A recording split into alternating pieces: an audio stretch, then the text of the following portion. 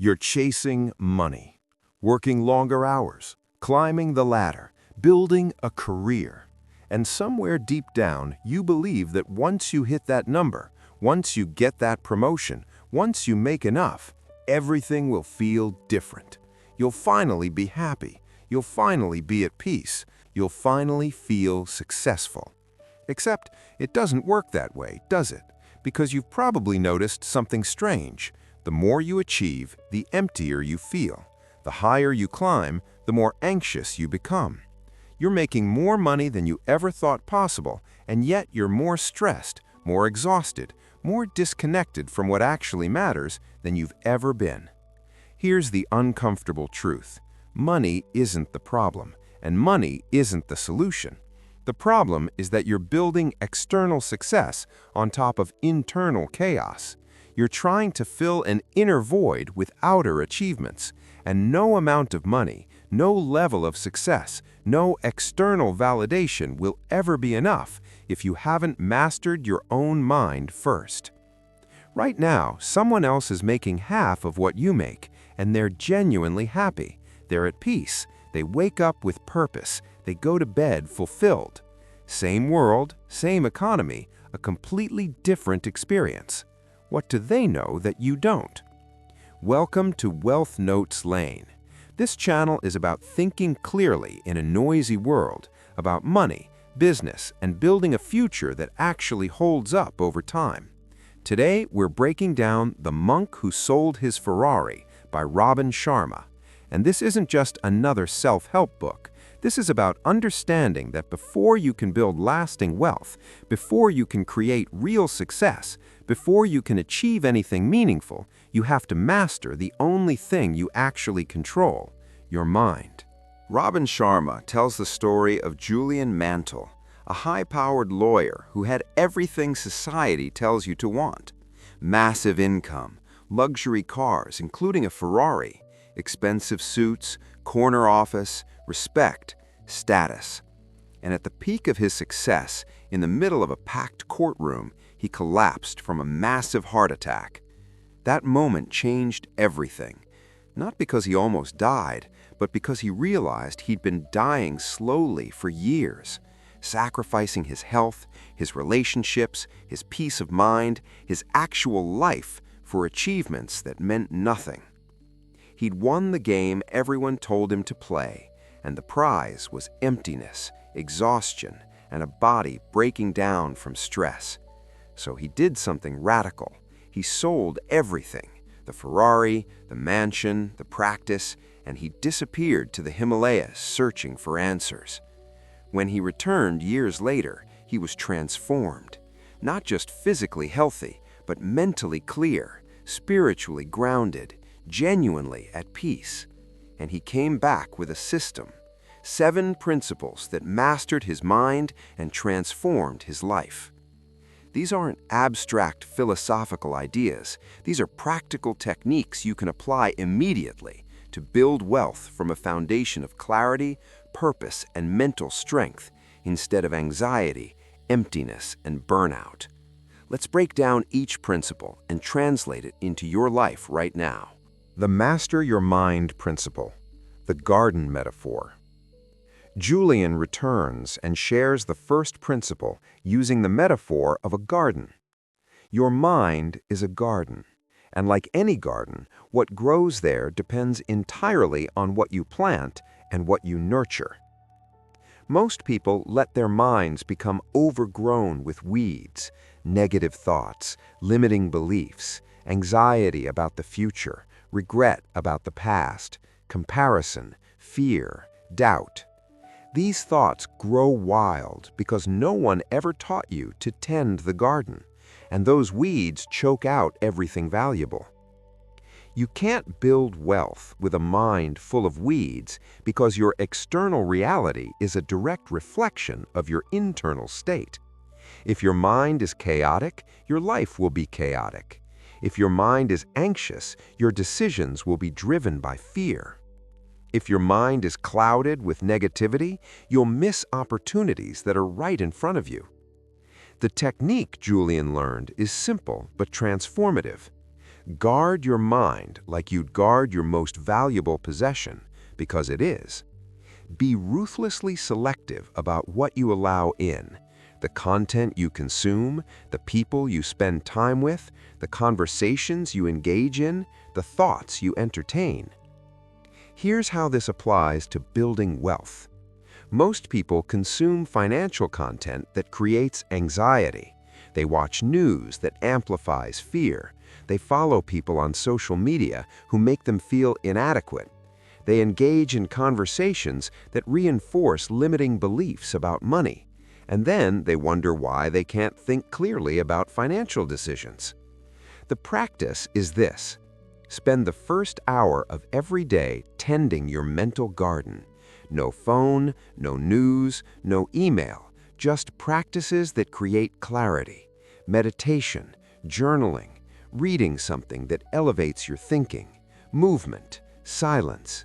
You're intentionally planting thoughts of possibility, clarity, and purpose before the world has a chance to plant weeds.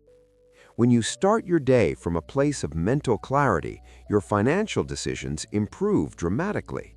You're not reacting from fear. You're not chasing what others have. You're making choices aligned with your actual values and long-term vision. That shift alone will change your financial trajectory. The follow your purpose principle, the lighthouse. Most people are ships drifting in fog with no destination. They're busy, they're moving, but they're not going anywhere meaningful.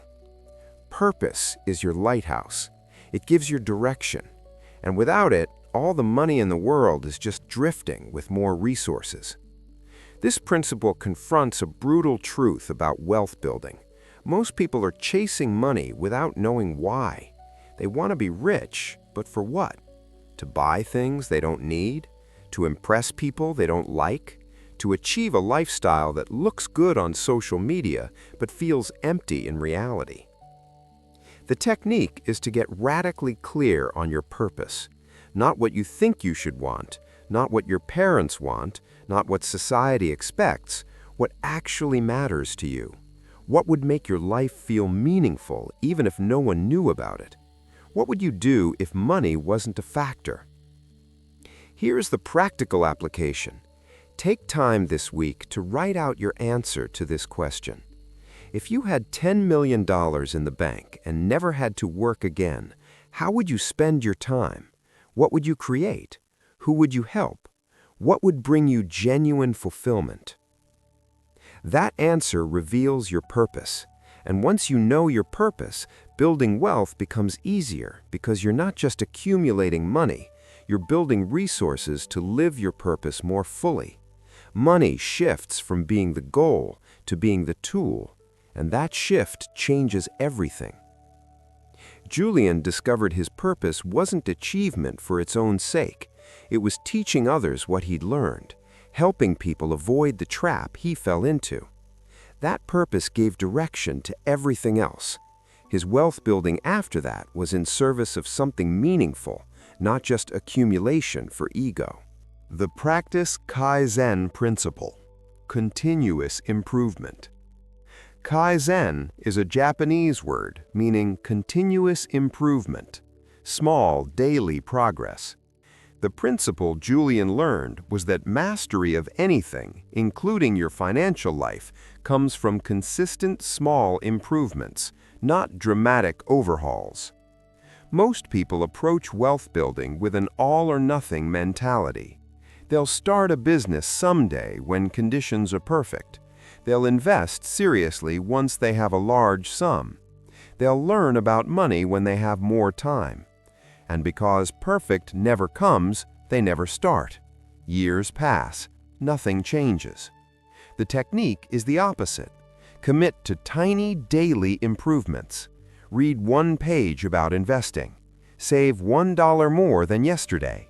Learn one new thing about business. Have one conversation about money. These actions feel insignificant in the moment, but compounded over months and years, they transform your entire financial reality. Here's why this matters more than dramatic action.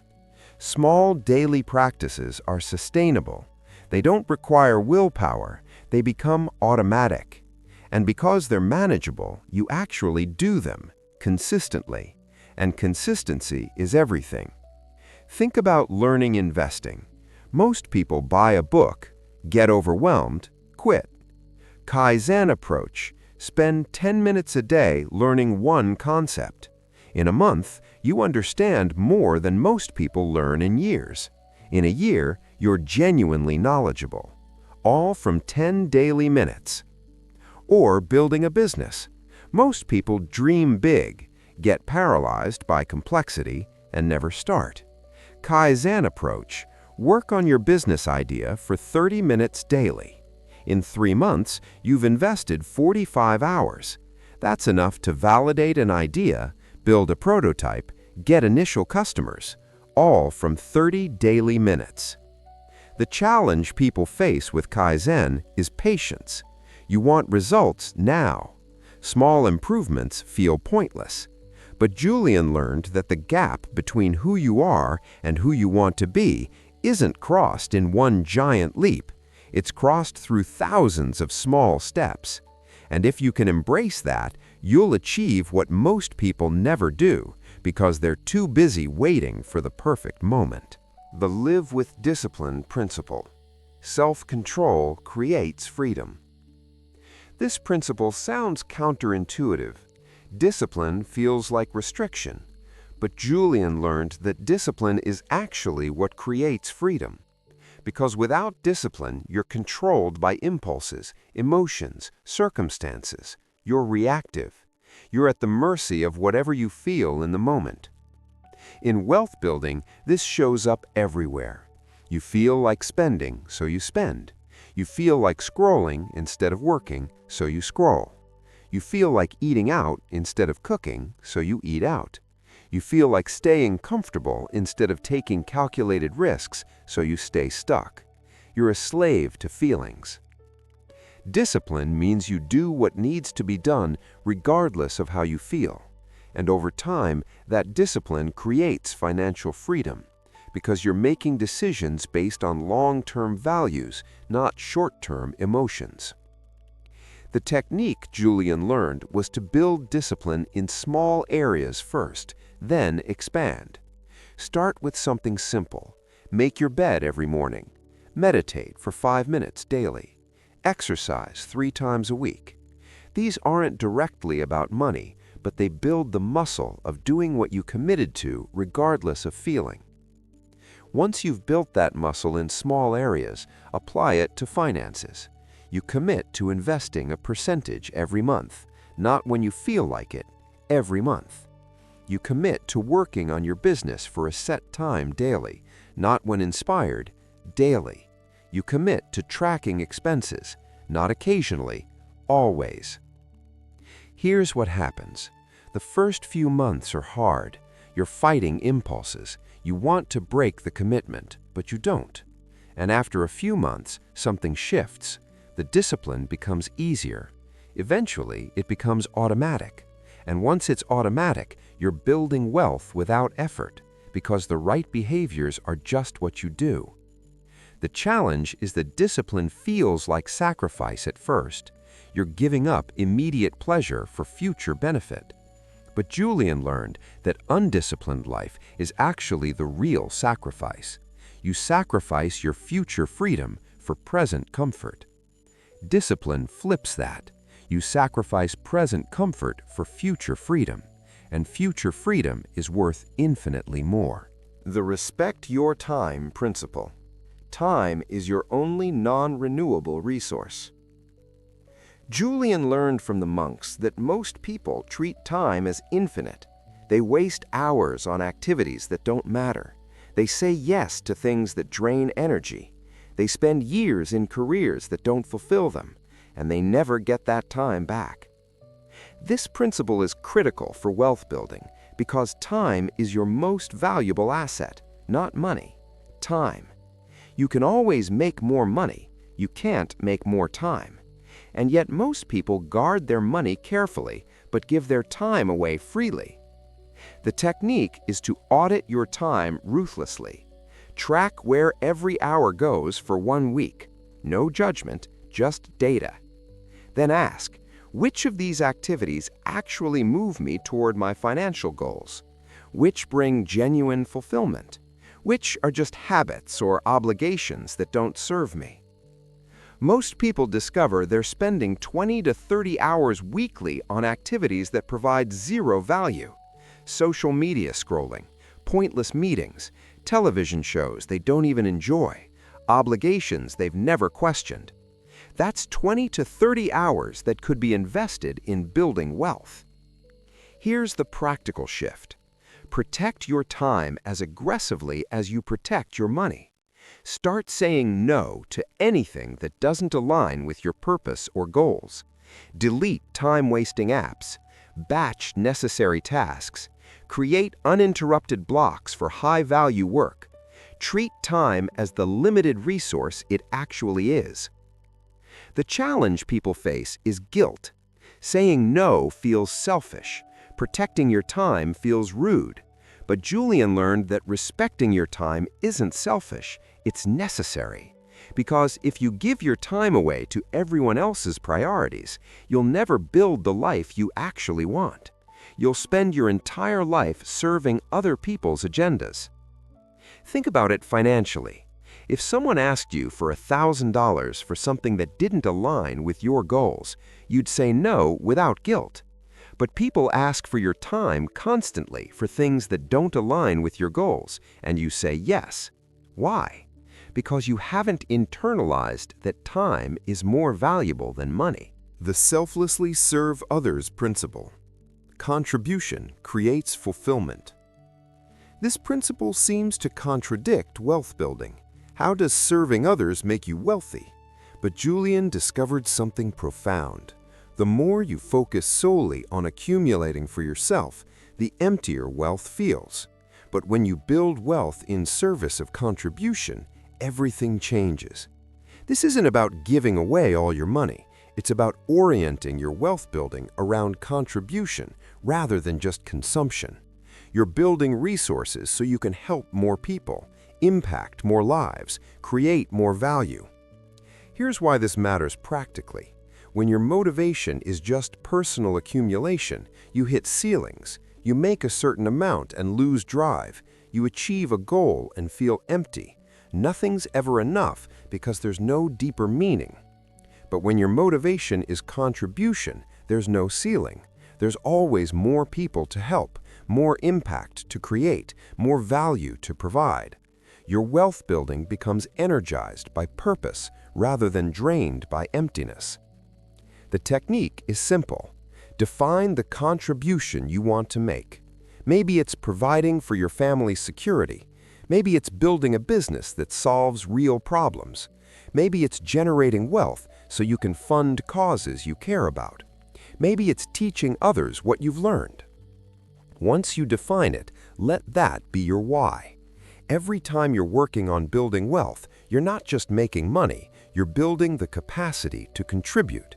That reframe changes your energy completely. The challenge is that contribution requires vulnerability. It requires you to care about something beyond yourself. And in a world that often feels cynical, that can feel naive. But Julian learned that contribution isn't naive. It's what makes wealth meaningful. And meaningful wealth is sustainable wealth because you're not trying to fill a void, you're trying to create value. The embrace the present principle. Stop living in the future. The final principle Julian learned was perhaps the most important. Stop living in the future. Most people spend their entire lives thinking, when I have this much money, then I'll be happy. When I achieve this goal, then I'll feel successful. When I reach that milestone, then I'll relax. But here's the trap. That moment never comes. Because the moment you hit one goal, you immediately set another. The goalposts keep moving, and you spend your entire life chasing a future that never arrives while missing the present that's actually happening. In wealth building, this shows up as constant anxiety. You're never satisfied with where you are. You're always focused on where you're not. You make 100,000 and immediately want 200. You reach 200 and want 500. There's no arrival, just endless striving. Julian learned that the only moment you actually have is now, and if you can't find peace and fulfillment now, you won't find it at any income level. Because the problem isn't your circumstances, it's your relationship with the present moment. The technique is daily presence practice. Meditation is one way, but it's simpler than that. It's just regularly bringing your attention back to now. What are you experiencing right now? Not what you're worried about, not what you're planning, what's actually happening in this moment. When you eat, actually taste the food. When you're with people, actually be present. When you're working, actually engage with the work. Stop constantly living in mental simulation of future scenarios. That habit steals your entire life. Here's how this transforms wealth building. When you're present, you make better decisions. You're not reacting from fear about the future, you're responding to actual reality. When you're present, you enjoy the journey instead of just enduring it until some future payoff. And when you're present, you realize that enough is actually enough. You stop chasing and start building from a place of sufficiency rather than scarcity. Bringing it all together, the transformation. Julian's transformation wasn't about rejecting wealth. He didn't stay in the Himalayas living as a monk. He came back, he rebuilt, but he rebuilt differently, with a mastered mind. He built wealth, but from clarity rather than chaos, from purpose rather than ego, with discipline rather than impulse, respecting time rather than wasting it, in service rather than just accumulation, present rather than constantly future-focused. And that wealth felt completely different. It wasn't a void trying to be filled, it was a tool being used for meaningful ends. This is what most people miss about wealth building. The external strategies matter, investing, business building, skill development. But without internal mastery, those strategies never feel like enough. You hit your numbers and immediately feel empty. You achieve your goals and immediately feel anxious about the next ones. But when you master your mind first, everything changes. The same wealth-building activities feel different. You're not grasping, you're creating. You're not proving, you're expressing. You're not escaping, you're building. Your starting point. The challenge. The techniques in this book aren't complicated. Tend your mental garden. Find your purpose. Practice Kaizen. Build discipline. Respect time. Serve others. Be present. Simple to understand. But simple doesn't mean easy. The challenge you'll face is that these practices are daily. They require consistency, and modern life is designed to pull you away from them. Your phone wants your attention. Your job wants more hours. Society wants you to compare and compete. Your own mind wants to stay comfortable. You'll start strong. You'll meditate for a week. You'll journal for a few days. You'll protect your time for a month. Then life happens. You skip a day, then two. Then you forget completely. And months later, you're back where you started, wondering why nothing changed. Here's how to overcome that challenge. Don't try to do everything at once. Pick one principle, just one, and commit to practicing it for 30 days. If you pick mental garden, meditate for 10 minutes every morning. That's it. One practice, 30 days. After 30 days, it's becoming a habit. Add another principle. Now you're meditating and journaling about purpose. 30 more days. Now, add Kaizen improvements. Build slowly but consistently. Within 6 months, you're practicing all 7 principles. They've become part of who you are, and your entire relationship with wealth building has transformed. You're not chasing money from a place of lack. You're building wealth from a place of clarity, purpose, and inner strength. The real wealth. Julian discovered that the real wealth isn't the money, it's the mastered mind that builds the money. It's the clarity that makes good decisions. It's the purpose that gives direction. It's the discipline that creates freedom. It's the presence that allows you to actually enjoy what you build. You can make all the money in the world with an unmastered mind, and you'll be miserable. But master your mind first, and whatever you build will feel meaningful, sustainable, and genuinely fulfilling. The monk who sold his Ferrari didn't reject wealth. He rejected building wealth without wisdom. And when he rebuilt with wisdom, everything changed. Not just his bank account, his entire experience of being alive. That's available to you. Not someday when you're successful. Right now, today, with the mind you currently have and the circumstances you're currently in. You can start mastering your mind. And from that foundation, you can build wealth that actually means something. Before you chase money, master your mind. The wealth you build after that will be worth infinitely more, not just financially, but in every way that actually matters. And that's what real success looks like.